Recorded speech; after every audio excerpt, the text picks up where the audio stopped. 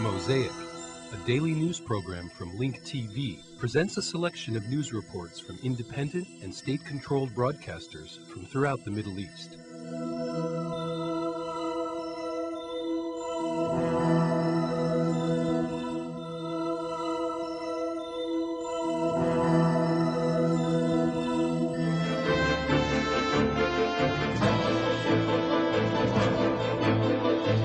Before we get to the aftermath of yesterday's election, we open with a terror attack that was thwarted this afternoon at the Beka Ot roadblock in the Jordan Valley.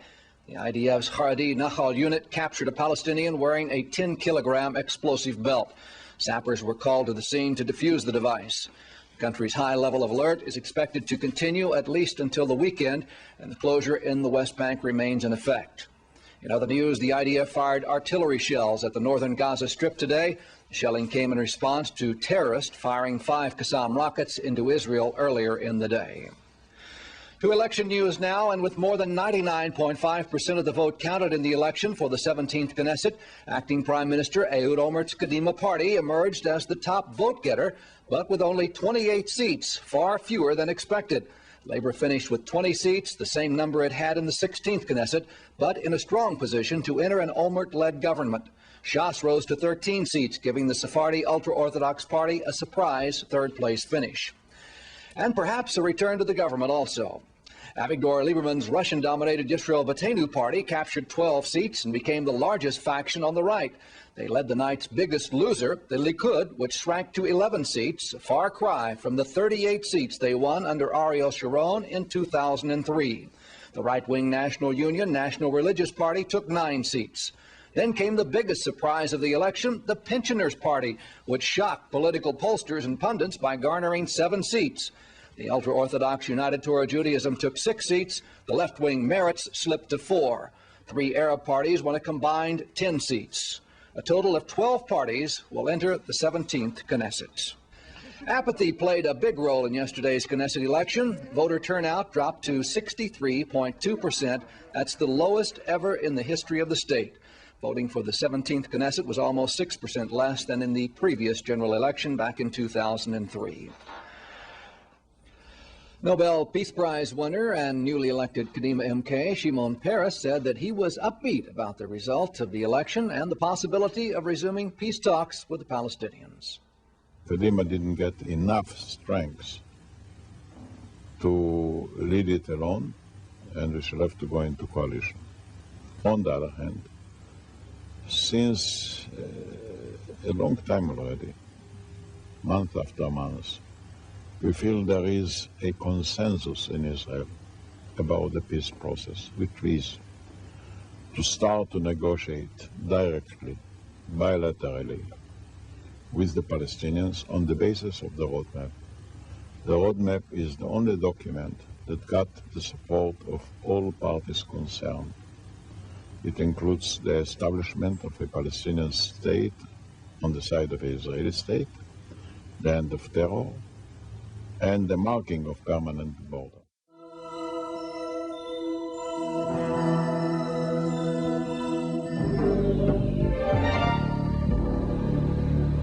Palestinians in the West Bank and the Gaza Strip have voiced concerns over the Israeli elections, fearing that they may lead to a new wave of Israeli-Arab conflict. Israeli acting Prime Minister Ehud Olmart has disclosed that his country will adopt a unilateral plan which calls for Israeli withdrawal from the West Bank and the redrawing of Palestinian borders. This plan will significantly impact Palestinians' daily lives. Our correspondent Majid Saeed in Ramallah has gathered some reactions on the Israeli elections. Amidst an Israeli military escalation, security deterioration and siege, and the disclosure of a unilateral plan to expand settlements in the Palestinian territories, Israeli political leaders intensified their lobbying efforts to draw more votes in favor of their parties. Meanwhile, Ehud Olmart, the Israeli acting Prime Minister and the head of the Kadima party, has disclosed a unilateral plan to redraw permanently the Israeli-Palestinian borders. Palestinian leaders rejected Olmart's unilateral initiative because it serves a death warrant to any future Palestinian state. Olmart's unilateral plan will not guarantee Palestinian rights, but It will lead to more bloodshed, violence, chaos, and extremism. It will also escalate the political situation and complicate the problems further. Hamas, which has recently ascended to power, criticized Olmart's unilateral plan due to its shortcoming in addressing the Palestinian problem. According to this border redrawing plan, Tel Aviv will annex all major settlements in the West Bank, isolate Jerusalem, and confine Palestinians in residential communities. Israel also contends that it does not have a Palestinian partner in the peace process, especially since Hamas has ascended to power. Palestinians refuted this Israeli allegation, confirming that Tel Aviv issued the same remarks last year. How can Hamas get Israel's approval? What are the ways and the methods to win Israel's acceptance of Hamas? If Hamas acknowledges and meets all Israeli demands, will Tel Aviv agree to open a dialogue with the Islamic movement? I believe that Israel wants a Palestinian partner that meets specific requirements. The Palestinian average citizen started to feel the heat as the Israeli unilateral plan began to take effect at military checkpoints. Some of these roadblocks have been transformed into border crossings, as is the case in Calandia. Local residents have voiced lack of interest regarding Israeli elections. When it comes to security, all Israeli candidates share the same political standpoint. They are in favor of a rigid policy against the Palestinians. All Israeli parties, including Kadima, Labor, and Likud, are two sides, actually four sides of the same coin. All Israeli parties share similar viewpoints. They have not changed their political stance for nearly 38 years. Each election time, they claim they will implement changes. They have never changed, and now there is no room for change.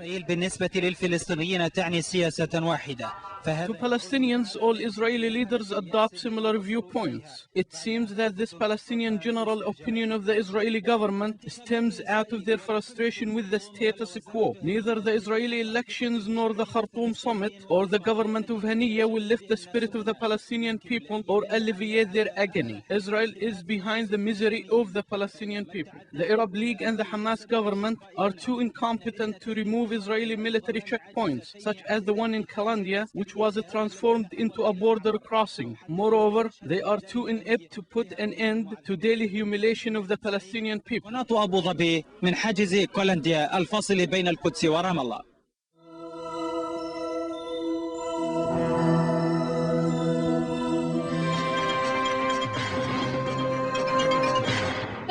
In Khartoum, the 18th Arab Summit ended today with the Khartoum Declaration, which stressed the need to continue the path of Arab reform and confirmed finding permanent solutions to essential Arab issues. The summit signed the Khartoum Declaration, which includes the basic law for an Arab Peace and Security Council and completing the reforms that were established in Tunisia and Algeria summits.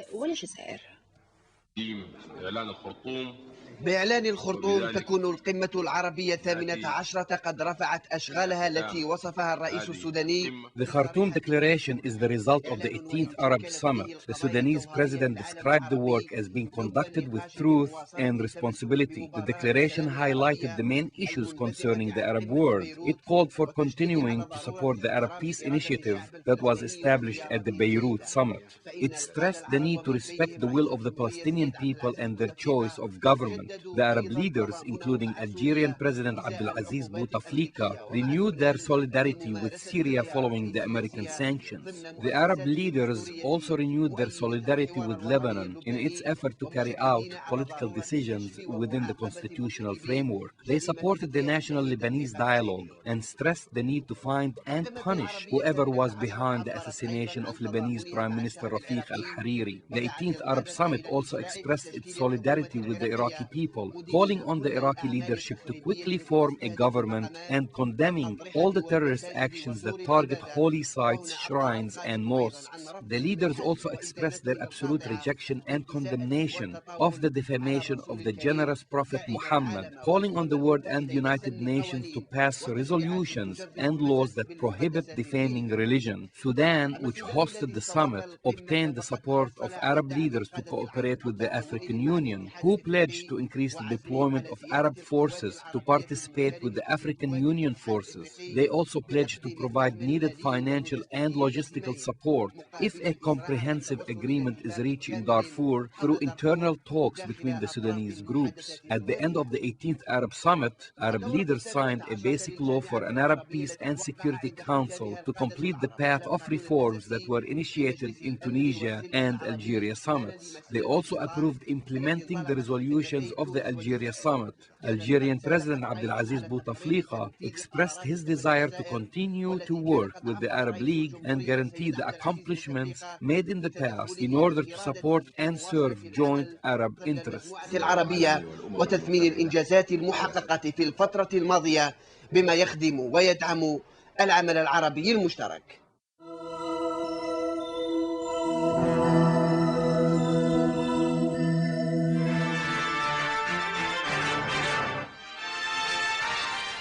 Behind closed doors, Arab leaders in the Khartoum summit have agreed to re-elect Mr. Amr Moussa as the Secretary General of the Arab League. They also decided in deploying Arab forces from 8 Arab countries to provide reinforcements to African Union troops in the Sudanese Darfur region. According to Moussa, Arab leaders in Khartoum have unanimously agreed on tackling a number of outstanding issues during a closed-door meeting on Thursday. The Palestinian President Mahmoud Abbas, or Abu Mazen, expressed satisfaction over the way the summit has been going. He also confirmed that Arab leaders will draft important resolutions regarding the Palestinian problem, the Lebanese-Syrian files, the Iraqi war, and the Darfur crisis. Prince Fahd bin Mohammed Al Saeed, Omani Deputy Prime Minister and representative of His Majesty Sultan Qaboos of Oman, has confirmed that there has been a unanimous agreement on all issues presented in the summit.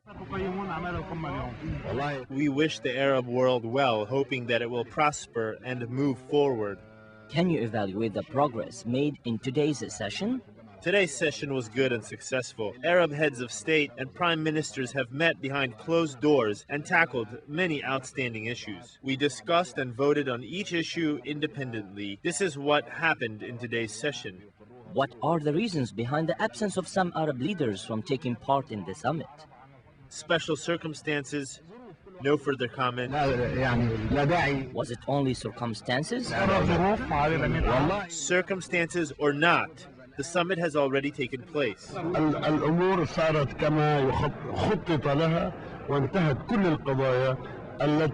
The process went as planned. We discussed all outstanding issues in the agenda, including the Palestinian problem, the Sudanese region of Darfur, the Lebanese problem, and others.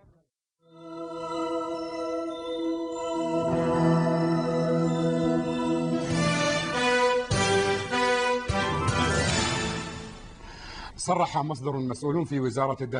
source within the Interior Ministry stated that the security forces, thank God, have been investigating suspicious movements in various areas of the kingdom. After surveilling some of these people's movements, the security forces arrested those linked to such activities.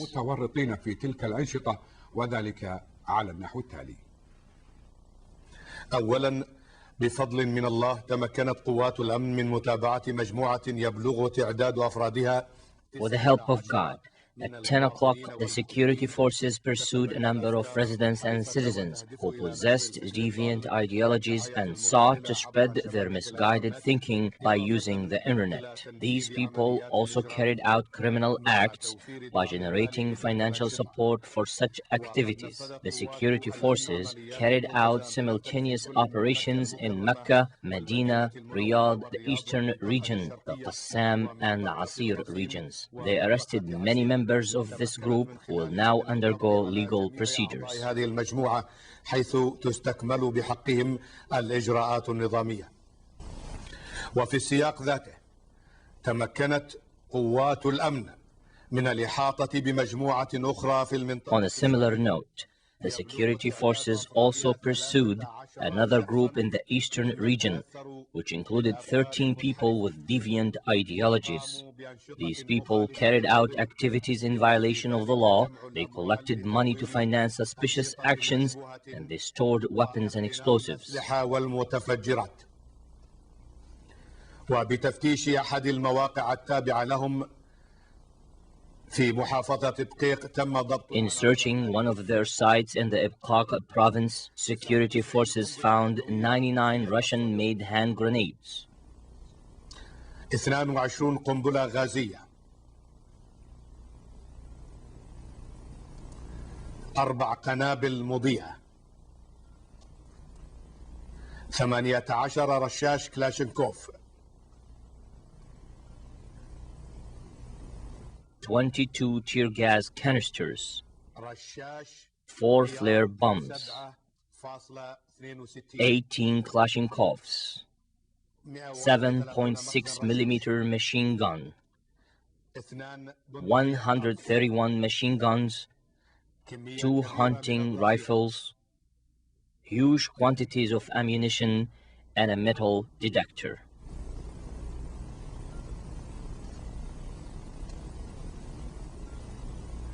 وجهاز لكشف المعادن.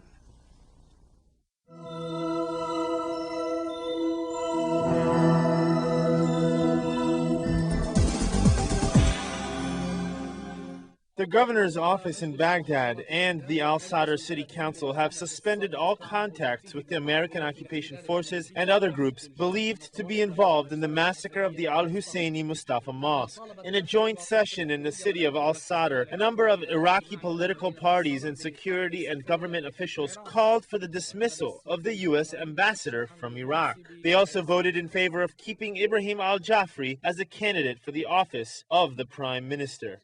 Iraqis are still angry at the Al-Husseini Mustafa massacre committed by the American occupation forces. Meanwhile, the Baghdad governor's office and the Al-Sadr City Council have suspended all contacts with the American occupation forces and all groups believed to be involved in the massacre of the Al-Husseini Mustafa. In a joint session in the city of Al-Sadr, a number of political parties and security and government officials have signed a declaration condemning the tragic attack on the Al-Husseini Mosque. They also warned the occupation forces against committing any further atrocities in Iraq, confirming that Iraqi's patience is running thin. The Al-Sadr City Council and all political groups listed in this declaration have unanimously suspended all contacts with the American military forces and all other groups found guilty of taking part in this massacre. Participants also called on the dismissal of the U.S. ambassador from Iraq. They also reaffirmed Ibrahim al-Jafri as a candidate for the office of the Prime Minister. This declaration is part of Iraqi leaders' response to American intervention in Iraq. It will also help in efforts aimed at maintaining security there. We discussed two important issues. One was to drive out from Iraq all terror groups responsible for the violence, including the American forces and the United States ambassador in Baghdad. Secondly, the Iraqi people and political leaders confirmed Ibrahim Jafari's candidacy for the office of the Prime Ministry. I believe this will help efforts aimed at restoring security in Iraq. Religious leaders have called for restraint and warned the Iraqi people not to fall into the foreign trap. The American forces are trying to drive the nation into a sectarian war. Iraqi leaders demanded that the U.S. keep its hands off Iraq.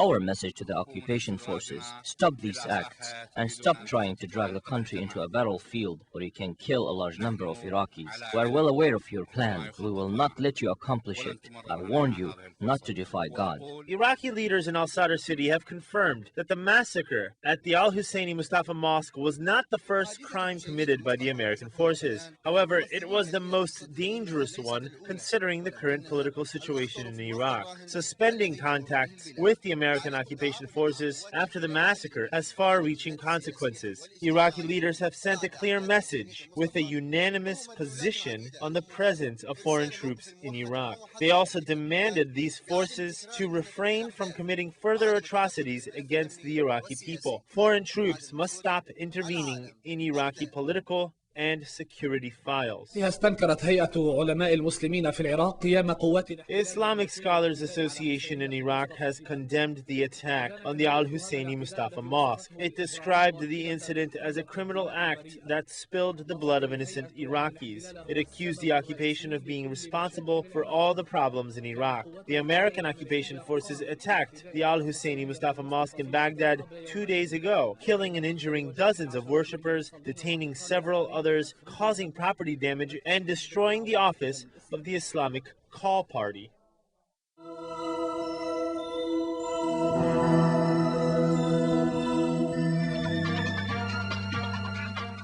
Fishing at the Tigris River for the Shabut fish has taken a downturn. Iraqi consumers turned away from the Tigris River's fish because the river has been polluted by chemicals and pesticides. They now favor fish that are raised in special farms. ألقى أبو داود وهو يغمض عينيه قليلا في مواجهة شمس الصباح بشبكته في المياه البنية. Abu Dawood, an Iraqi fisherman, threw his fishing net into the Tigris River during pre-dawn hours. Ever since he was a young boy, he used to go fishing to catch the shabut fish. He used shabut to prepare an Iraqi dish called mazgouf. However, Abu Dawood, who inherited this hobby from his father and grandfather, reflected on the good old days when he used to catch large quantities of fish. He stated that times have changed, and fishermen can barely find shabut fish in the Tigris River due to the pollution and the dumping of human corpses. A number of fishermen reported seeing many dead bodies floating in the river. They confirmed that the river used to be packed with shabut fish. However, now they must spend many hours trying before they can catch a fish or two. Most shabut are now grown in special fish farms. The Tigris River is in bad shape, and it has become a dumping place for chemicals, pesticides, oil, and other mineral deposits. Such pollution will pose a health risk to local residents and may endanger many fish species that live in the Tigris River. لها تأثير ضار للغاية على صحة المواطنين في المستقبل وستدمر ثروة النهر السمكية. Wissam Ali, a disabled Iraqi artist, is enduring hard living conditions in Iraq. He refused to migrate out of his country despite the temptations of a better life. Ali Abdul Khaliq reports. Wissam Ali, an Iraqi artist, refused to immigrate out of Iraq despite the hard living conditions there. The current political and security situation has negatively affected the fine arts and sculpture in Iraq. Wissam makes ends meet by painting in his art gallery.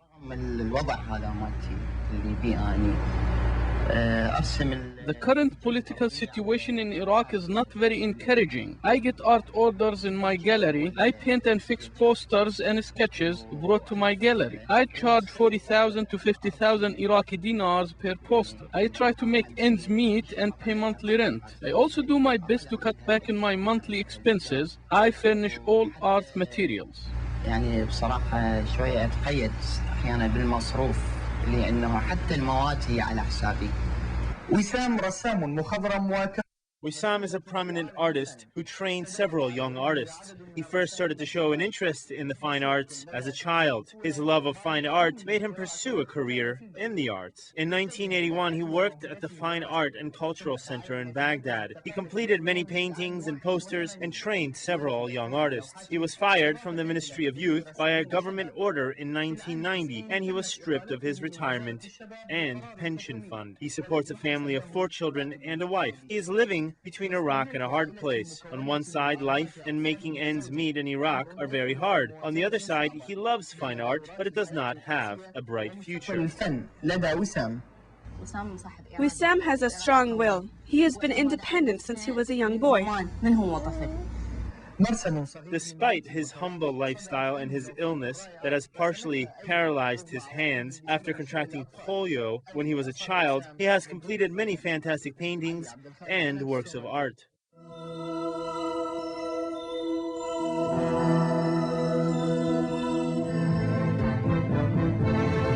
Iranians nationwide mourned the demise anniversary of the Prophet Muhammad and Imam Hassan, the second Shiite Imam.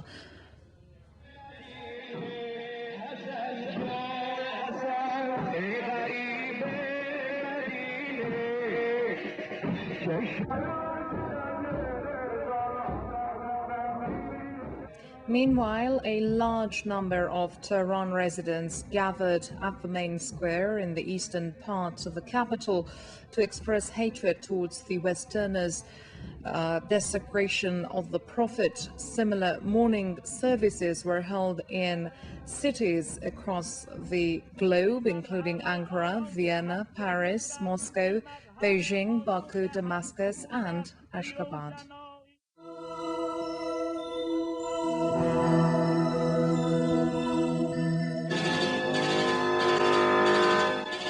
The United Nations is committed to ensuring peaceful elections this year in Democratic Republic of Congo. The announcement was made by UN Chief Kofi Annan, said as he visited peacekeeping troops in the violence-prone East. On a morale-boosting trip to the local UN headquarters in the eastern town of Kisangani, Annan said the world body's biggest peacekeeping force was ready to help the Congolese people leave behind years of war, dictatorship, and chaos. The former Belgian colony plans to hold its first democratic elections in 40 years in June, drawing a line under a 1998-2003 war that dragged in half a dozen foreign armies. The UN's 17,000-strong Congo peacekeeping mission, known by its French acronym MONUC, is thinly stretched across the vast Central African country, which is the size of Western Europe. Operating alongside an often unreliable Congolese army, UN troops have been battling marauding rebels and renegade militias, remnants of the 5-year war, who still terrorize civilians in the mineral-rich East. An estimated 4 million people have been killed in Congo war and subsequent violence, most through hunger and disease. 20 UN peacekeepers have died in combat in Congo in the last year, including 8 Guatemalan elite troops gun-bound by Ugandan rebels in the eastern jungles in January. Election officials said 22 presidential candidates, including President Joseph Kabila, had registered to run. The deadline for registration had been extended to April 2nd because too few parliamentary candidates had come forward. UN officials said that as Annan visited Kisangani, UN soldiers were engaged in 16 separate peacekeeping operations. The UN chief visited the volatile East as the European Union gave the final green light to deploy a military mission led by Germany to help the UN contingent protect the poles. The plan will involve putting 400 to 450 troops into Congo under French command, with 800 to 1,000 on standby outside the country. Troops will be deployed 2 to 3 weeks before the polls and stay for about 4 months. The German Defense Ministry said the German-led force meant to police the historic elections in the Democratic Republic of Congo, DRC, should arrive there by the end of May or early June. Government spokesman Ulrich Willmann said the German cabinet and the parliament, which both have to approve the mission, would only take their decisions in May. Germany is due to contribute some 500 soldiers, France another 500, and other EU states, including Greece, Italy, Spain, and Poland, smaller number of troops. The opposition, as well as members of the ruling coalition parties, have called on Chancellor Angela Merkel to justify the decision to send German soldiers to Africa for the first time and give details of the mission. Merkel, who has described the move as important and strategic, was due to brief party leaders on Monday. The bloc has given some 800 million euros, $950 million, towards the Central African country's political transition, which began in 2003. Meanwhile, a Polish Defense Ministry spokeswoman said Warsaw could send around 100 soldiers to the DRC. Polish Defense Minister last week pledged that Poland would send at least 32 military gendarmes to DRC for the elections, after being asked to do so by EU Foreign Policy Chief Javier Solana. The vast war-ravaged DRC is going to the polls on July 18 for the country's first democratic election since independence from Belgium in 1961.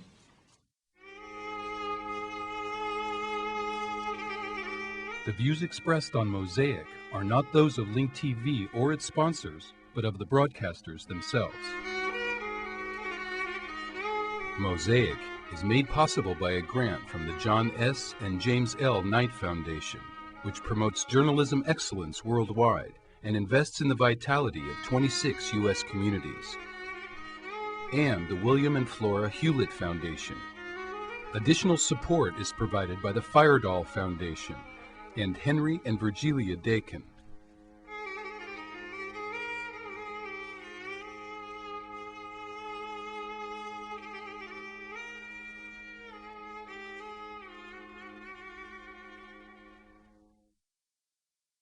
This program is brought to you by Link TV for educational and non-commercial use only. For a transcript of this program, to watch streaming video, or for instructions on how to receive Link TV in the United States, visit linktv.org.